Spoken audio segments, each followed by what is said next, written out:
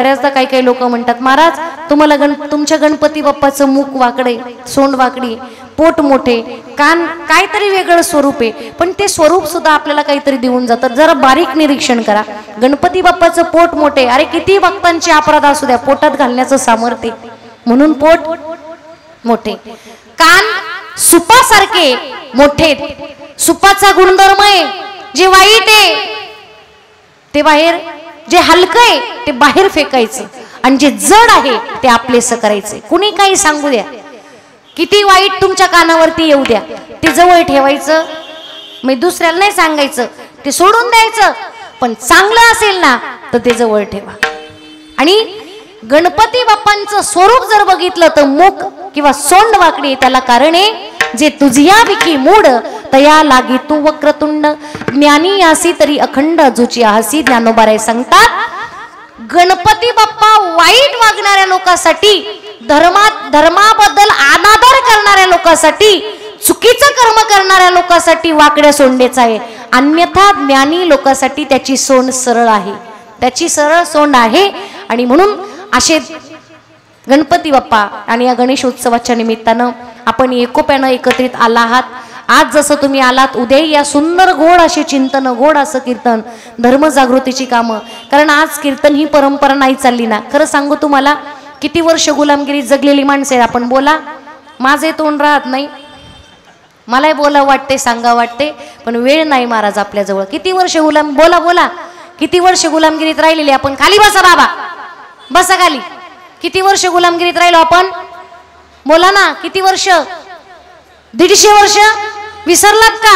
अरे 750 वर्ष यवनांनी आपल्यावरती राज्य केले आणि 150 वर्ष इंग्रजांनी आपल्यावरती राज्य केलं. मिळून झालं 900 वर्ष. 900 वर्ष गुलामगिरी जगलेली आपण माणसं आहोत. किती वर्ष? 900. आणि स्वातंत्र्य मिळून अवघा 78 वर्ष झाले. पचनी पडत नाही का आपल्याला? आज आपणच आपल्या धर्मावरती लांछन आणतोय, आपणच आपल्या धर्मावरती ताशेरे ओढतोय, आपणच आपल्या धर्माला ग्लानी आणतोय, गालबोट लावतोय. हात जोडून विनंती कडे हो, बांगलादेश व्हायला वेळ लागणार नाही, लागणार. म्हणून नीट राहा, धर्माचं पालन करा. छत्रपती शिवाजी महाराज ज्यावेळी कीर्तनात बसत होते, जिजामातेला टेन्शन आलं, चिंता वाढली. अरे जे हात ज्यानं शस्त्र हातात घ्यावं ते हात शास्त्र हातात घेते. ते हात ज्यानं युद्ध करावं, शत्रूचा सामना करावा, ज्यानं या रयतेचं राखण करावं, ते हात आज कीर्तनात बसून टाळी वाजवतायत. तुकोबारायांना शरण आल्या. तुकोबाराय, तुकोबाराय, सांगा ना राजांना, करा ना उपदेश. अरे माझ्या वारकरी संप्रदायाचं वैभव तुकोबाराय आणि या तुकोबारायांनी छत्रपती शिवाजी महाराजांना मार्गदर्शन करावं. सांगावं राजा, राजा धर्माचं पालन करायचे आणि पाखंडाचं खंडन करायचे. धर्माचे पालन करणे पाखंड खंडन, हेची आम्हा करणे काम, बीज वाढवावे नाम. माझ्या छत्रपती शिवाजी महाराजांनी आणि तुकोबारायांनी म्हणजे भक्तीने आणि शक्तीने स्वराज्याची निर्मिती केली. एकानं शस्त्र हातात घेतलं, एकानं शास्त्र हातात घेतलं, परिणाम रयतेचं राज्य घडलं, स्वराज्य निर्माण झालं.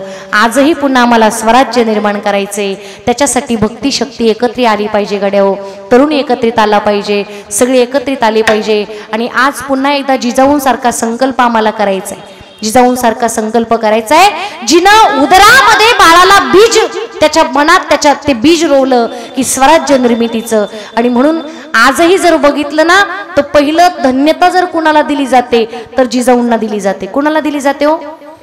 जिजाऊंना. एक शेवट जिजाऊंबद्दल पोवाडा म्हणेल आणि सेवा आटोपते गेली. धन्य धन्य थराई शिवरायाची जिजाई, धन्य धन्य थराई शिवरायाची जिजाई, आज पूजित महाराष्ट्र सारा.